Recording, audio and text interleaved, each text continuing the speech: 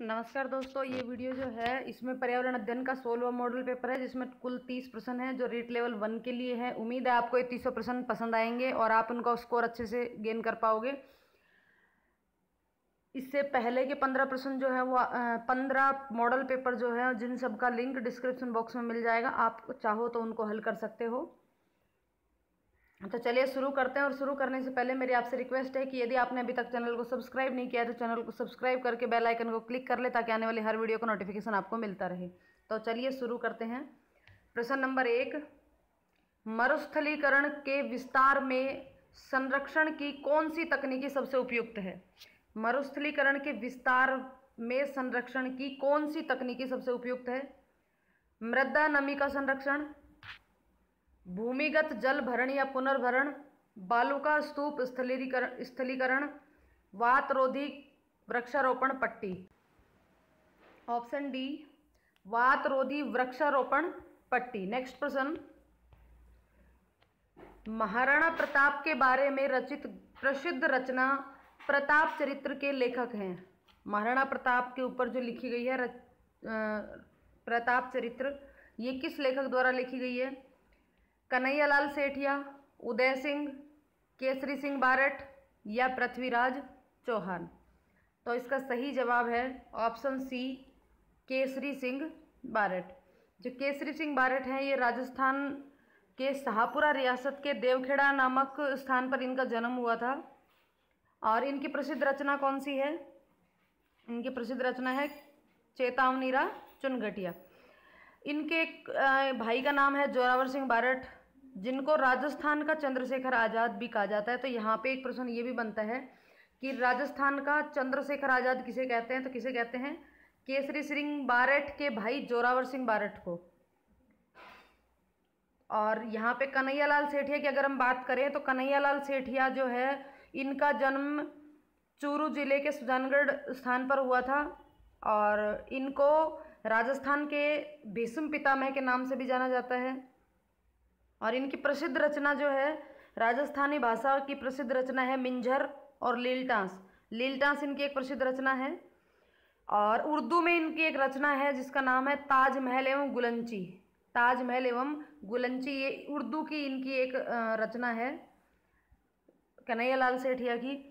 और साथ में जो ये गीत है धरती धोरारी, ये गीत भी इन्हीं के द्वारा लिखा गया था, कन्हैयालाल सेठिया के द्वारा। इनको 2004 में पद्म श्री सम्मान से सम्मानित है ये, और साहित्य अकादमी सम्मान इनको प्राप्त है। और मरणोपरांत 31 मार्च 2012 को राजस्थान रत्न देने की भी इनको घोषणा हुई थी। और यहाँ पे उदय सिंह और पृथ्वीराज राठौड़ के बारे में तो आप लोग जानते ही है। नेक्स्ट प्रश्न, पर्वतारोही द्वारा प्रयुक्त औजार है ice axe, ice glasses, portable camping bag या उपरोक्त सभी। पर्वतारोहण के समय जो औजारों की जरूरत पड़ती है उनमें आइस एक्स, आइस ग्लासेस और पोर्टेबल कैंपिंग बैग ये सब इनके औजार हैं यानी कि उपकरण हैं। तो इसका ऑप्शन होगा ऑप्शन डी, उपरोक्त सभी। नेक्स्ट प्रश्न, राष्ट्रीय शिक्षा नीति 2019 किस समिति की सिफारिश पर गठित की गई? Professor Kasturi Rangan, doctor M B. Hood, professor Yashraj Chopra, इनमें से कोई नहीं। तो ऑप्शन ए, प्रोफेसर कस्तूरी रंगन। राष्ट्रीय शिक्षा नीति 2019 प्रोफेसर कस्तूरी रंगन समिति की सिफारिश पर गठित की गई। नेक्स्ट प्रश्न, माउंट एवरेस्ट पर सर्वप्रथम 2 बार चढ़ाई करने वाली यानी कि चढ़ने वाली प्रथम भारतीय महिला हैं? मलावथा पूर्णा, संगीता बहल, संतोष यादव, शिवांगी पाठक। Option C, Santosh Yadav. सबसे पहले 2 बार ये एवरेस्ट पर चढ़ी हैं। नेक्स्ट प्रश्न, राष्ट्रपति को शपथ दिलाता है, कौन शपथ दिलाता है? उपराष्ट्रपति, सर्वोच्च न्यायालय का मुख्य न्यायाधीश, लोकसभा अध्यक्ष या राज्यसभा का सभापति। तो राष्ट्रपति को शपथ दिलाने का जो कार्य करता है वह है सर्वोच्च न्यायालय का मुख्य न्यायाधीश। अब आपको ये जवाब देना है कि राष्ट्रपति यदि अपना त्याग पत्र देता है तो वो कौन स्वीकार करता है, यानी कि त्याग पत्र किसको देता है। चलिए अगला प्रश्न, किस राष्ट्रीय उद्यान को पूर्व में हैली राष्ट्रीय उद्यान कहा जाता था? कौन से राष्ट्रीय उद्यान का नाम हेली राष्ट्रीय उद्यान था? जिम कॉर्बेट राष्ट्रीय उद्यान, दूधवा राष्ट्रीय उद्यान, राजाजी राष्ट्रीय उद्यान या इनमें से कोई नहीं? तो इसका सही जवाब है ऑप्शन ए, जिम कॉर्बेट राष्ट्रीय उद्यान। नेक्स्ट प्रश्न, भारत में कितने प्रतिशत भूमि पर वन पाए जाते हैं? 33.47%, 29.47%, 21.67% या 19.55%? वनों की बात हो रही है तो यहाँ पे ऑप्शन होगा सी, 21.67%। नेक्स्ट प्रश्न, निम्न में से कौन सा युग्म असंगत है? बेणेश्वर डूंगरपुर, बादशाह का मेला ब्यावर, मरु महोत्सव बाड़मेर, गौतमेश्वर का मेला प्रतापगढ़। तो इनमें से असंगत युग्म कौन सा है? Option C, Maru Mahotsav. ये बाड़मेर यहाँ पे ऑप्शन नहीं आएगा। बेणेश्वर डूंगरपुर में है, बादशाह का मेला ब्यावर में बढ़ता है और गौतमेश्वर का मेला प्रतापगढ़ में बढ़ता है। नेक्स्ट प्रश्न, आपको ये बताना है कि यहाँ पे मरु महोत्सव, जो मरु महोत्सव नहीं है, मरु महोत्सव है, मरु महोत्सव बाड़मेर में नहीं बढ़ता है तो कहाँ बढ़ता है? नेक्स्ट, सुनीता विलियम्स को भारत द्वारा कौन सा सम्मान दिया गया? परमवीर चक्र, पद्मश्री सम्मान या पद्म भूषण सम्मान या अशोक चक्र? तो सुनीता विलियम्स को भारत सरकार द्वारा पद्म भूषण सम्मान से सम्मानित किया गया, ऑप्शन सी। नेक्स्ट, किस ग्रह को भोर का तारा या सांझ का तारा कहते हैं? पृथ्वी, मंगल, शनि या शुक्र? ऑप्शन डी, शुक्र। नेक्स्ट प्रश्न, मसूरिया साड़ी कहाँ की प्रसिद्ध है? बूंदी, झालावाड़, कोटा या टोंक? तो मसूरिया साड़ी कोटा की प्रसिद्ध है। ये जो साड़ियाँ हैं ये कोटा और मैसूर की मिश्रित रूप है ये, इसलिए इसका नाम मसूरिया रख दिया गया है। नेक्स्ट प्रश्न, भारतीय रेल का मुख्य मंत्र क्या है? रेल सुरक्षा जीवन रक्षा, परिवहन सुविधा पर्यावरण रक्षा, रेल सेवा जीवन सेवा या सुरक्षा संरक्षा एवं समय पालन? भारतीय रेल का मुख्य मंत्र है सुरक्षा, संरक्षा एवं समय पालन। अब आपको एक यहाँ पे जवाब देना है कि भारतीय रेल का शुंभकर कौन है? भारतीय रेलवे का शुंभकर कौन है ये बताना है। नेक्स्ट प्रश्न, वन्य जीवों के कम होने का एक प्रमुख कारण है। वन्य जीवों के कम होने का एक प्रमुख कारण क्या है? प्राकृतिक आवासों का नष्ट होना, बांधों का निर्माण, नगरीकरण या ए व बी दोनों? तो देखिए, वन्य जीवों का कम होने का कारण है प्राकृतिक आवासों का नष्ट होना और बांधों का निर्माण। तो ऑप्शन डी, ए व बी दोनों। नेक्स्ट प्रश्न, स्क्वाशरकोर नामक रोग किसकी कमी के कारण होता है? कार्बोहाइड्रेट की कमी के कारण, प्रोटीन की कमी के कारण, विटामिन की कमी के कारण या फिर आयोडीन की कमी के कारण? तो यहाँ पे ऑप्शन बी, प्रोटीन के कमी के कारण। नेक्स्ट प्रश्न, कृष्ण जन्माष्टमी के अवसर पर प्रसाद के रूप में किस भोजन को बांटा जाता है? धानी, पंजीरी, पंचकुटा या बटलिया? कृष्ण जन्माष्टमी के दिन, अभी कृष्ण जन्माष्टमी गई है और उस दिन जो प्रसाद दिया जाता है वो किस चीज़ का बनता है? तो इसका ऑप्शन आएगा बी, पंजीरी।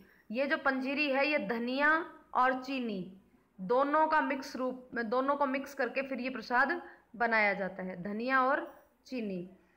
नेक्स्ट, निम्न में से असुमेलित है? हाइड्रोकल्चर, बागवानी, सिल्वीकल्चर, विकास एवं प्रबंधन, मैरीन कल्चर, समूहों के भोजन हेतु कृषि, ओलेरिकल्चर, सब्जी की खेती? कौन सा असुमेलित है? देखिए, हाइड्रोकल्चर। हाइड्रोकल्चर होती है जो पानी के अंदर खेती की जाती है, वो हाइड्रोकल्चर कहलाती है, बागवानी नहीं कहलाती। तो ये ऑप्शन ए ही गलत है।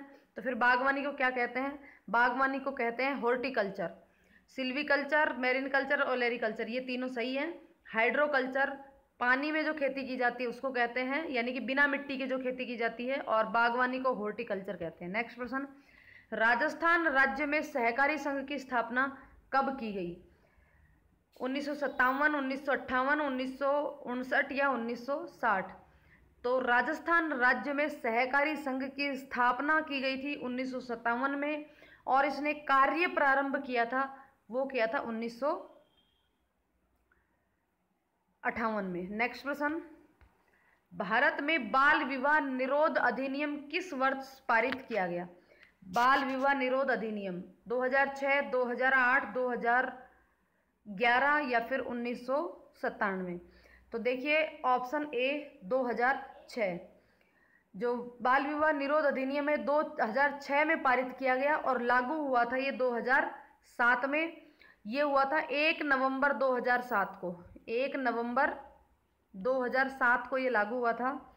और ये किस बाल विवाह निरोध अधिनियम या निषेध अधिनियम है, ये किस अधिनियम की जगह पर पारित हुआ था?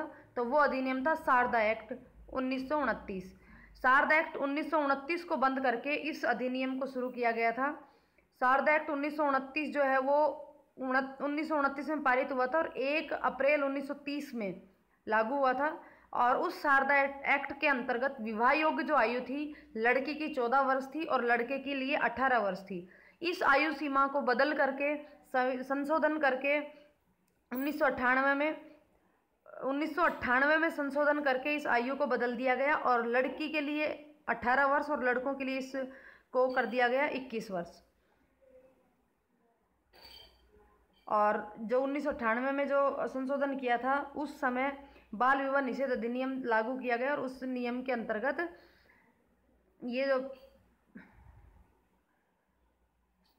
शारदा एक्ट है इस एक्ट में संशोधन हुआ 1998 में, जिसमें लड़के और लड़कियों की विवाह योग्य आयु को परिवर्तित किया गया। लड़की की आयु 14 से 18 कर दी गई और लड़के की आयु 18 से 21 कर दी गई। फिर इस अधिनियम को हटा करके नया अधिनियम बाल विवाह निषेध अधिनियम लागू हुआ और ये अधिनियम 2006 में पारित हुआ और 2007 1 नवंबर 2007 को ये लागू हुआ। नेक्स्ट प्रश्न, अपशिष्ट जल प्रचार प्रक्रिया का प्रथम चरण है। अपशिष्ट जल को सलाखा छन्ने से गुजारना, अपशिष्ट जल को ग्रेड व बालू अलग करने की टंकी में डालना, आपंक या सलज को बाहर निकालना, वायवीय जीवाणुओं में की वृद्धि करना। अपशिष्ट जल प्रचार प्रक्रिया का पहला चरण है अपशिष्ट जल को सलाखा छन्ने से गुजारना। नेक्स्ट, निम्न में से कौन से प्राथमिक स्तर पर पर्यावरण अध्ययन में आकलन के लिए उपकरण और तकनीकी है? कौन सी जो पर्यावरण अध्ययन का जो आकलन होता है उसकी आकलन की तकनीकी कौन सी है? इनमें से परियोजना कार्य, क्षेत्र भ्रमण, जर्नल लिखना, विचार मानचित्रण। तो ऑप्शन ए और बी, परियोजना कार्य और क्षेत्र भ्रमण। तो यहाँ पे ऑप्शन ए और बी यानी कि ऑप्शन सी इसका आंसर होगा। ऑप्शन सी केवल ए व बी।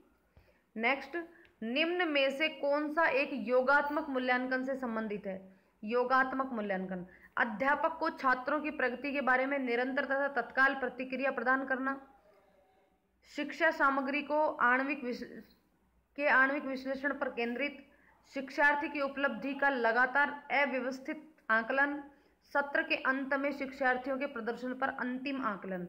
योगात्मक मूल्यांकन जो है वो अंत में किया जाता है यानी कि अंतिम आकलन होता है। तो ऑप्शन डी, सत्र के अंत में शिक्षार्थी के प्रदर्शन पर अंतिम आकलन। नेक्स्ट प्रश्न, निम्नलिखित में से कौन सा राष्ट्रीय पाठ्यचर्या 2005 ढांचे में मार्गदर्शन सिद्धांत नहीं है? स्कूल से बाहर जीवन को ज्ञान से जोड़ना, यानी कि स्कूल से बाहर जीवन के ज्ञान से जोड़ना, परीक्षा को अधिक लचीला एवं कक्षा जीवन में एकत्रित करना, अधिगम को रटना विधि को सुविधाजनक बनाना, पाठ्य पुस्तक केंद्रित रहने की बजाय बच्चे के समग्र विकास के लिए समृद्ध पाठ्यचर्या प्रदान करना। कौन सा इस ढांचे का मार्गदर्शन सिद्धांत नहीं है?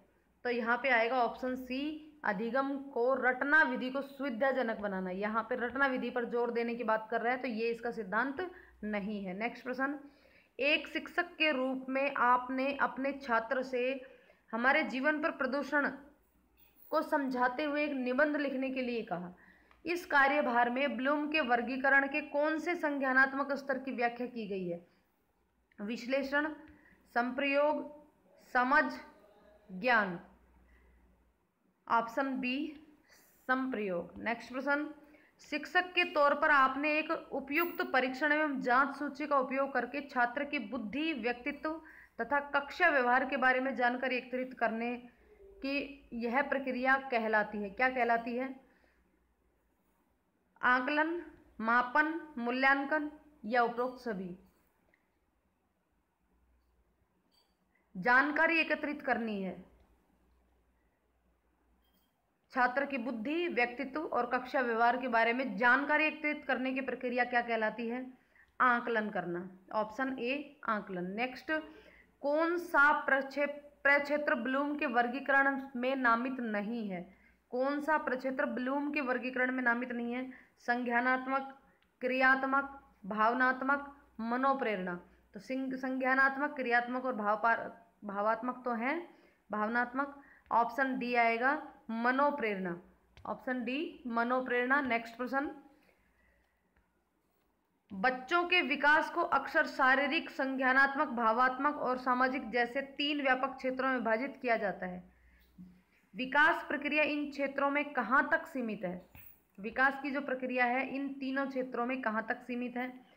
अन्य को प्रभावित किए बिना स्वतंत्र रूप से विकसित, यानी कि ये तीनों ही जो क्षेत्र हैं ये एक दूसरे को बिना प्रभावित किए स्वतंत्र रूप से विकसित हैं, या एकीकृत और समग्र प्रकार में विकसित है, यानी कि तीनों मिलाकर के समग्र रूप से विकसित हैं, या आंशिक रूप से विकसित है, या बेहतरतीब ढंग से विकसित है। तो किसी भी बच्चे का जो विकास है, चाहे वो शारीरिक, मानसिक और संज्ञानात्मक और सामाजिक, सभी विकास तीनों रूप एक साथ मिलकर के समग्र प्रकार से विकसित है, यानी कि ऑप्शन डी एकीकृत और समग्र प्रकार से विकसित है। नेक्स्ट प्रश्न, हर्बर्ट उपागम के पद हैं 3, 5, 8 या 9। हर्बर्ट उपागम के कितने पद हैं? ऑप्शन बी 5 पद हैं। नेक्स्ट प्रश्न, शिक्षण के इकाई संप्रत्यय किसकी देन है? शिक्षण में इकाई संप्रत्यय किसकी देन है? ब्लूम की, जॉन डेवी, मॉरिसन या Herbert. Option C Morrison. Next प्रश्न, सतत एवं व्यापक मूल्यांकन की विशेषता नहीं है। कौन सी सतत एवं व्यापक मूल्यांकन की विशेषता नहीं है? विद्यार्थी के विकास के पक्षों पर जोर देना, विकास के पक्षों पर जोर न देना, विद्यार्थी का नियमित मूल्यांकन करना, बच्चों के व्यवहार में हुए परिवर्तन का पता लगाना, शिक्षार्थी का संप्राप्ति में सुधार करना।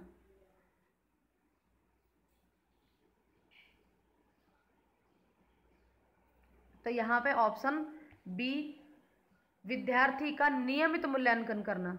सतत एवं व्यापक मूल्यांकन में विद्यार्थी का नियमित मूल्यांकन करना इसका उद्देश्य नहीं है, इसकी विशेषता नहीं है, बल्कि विद्यार्थी का नियमित सतत एवं नियमित आकलन करना है उसका, यानी कि वो क्या कर रहा है उसका मूल्यांकन करके उसको उस मूल्यांकन के बारे में बताने की आवश्यकता नहीं है, उसका सतत आकलन करते रहना है कि ये क्या कर रहा है और क्या नहीं कर रहा है और उसमें कहाँ सुधार की गुंजाइश है। तो वो ये एक पूरी वर्ष भर पर्यंत चलने वाली एक प्रक्रिया है। तो यहाँ पे ऑप्शन बी विद्यार्थी का नियमित मूल्यांकन करना नहीं, यहाँ पे नियमित आकलन करना है उसका, उसकी कमियों को नियमित तौर पे सुधार करना है, जांचना है और सुधार करना है। नेक्स्ट ये 30 प्रश्न थे। उम्मीद है आपको ये 30 प्रश्न समझ आए होंगे और आपने अच्छा स्कोर गेन किया होगा। जो भी स्कोर आपका है वो कमेंट करके बताइएगा। यदि वीडियो पसंद आई हो तो इसे लाइक और शेयर कीजिएगा, और यदि चैनल को सब्सक्राइब नहीं किया है तो चैनल को सब्सक्राइब जरूर कर दीजिएगा। धन्यवाद।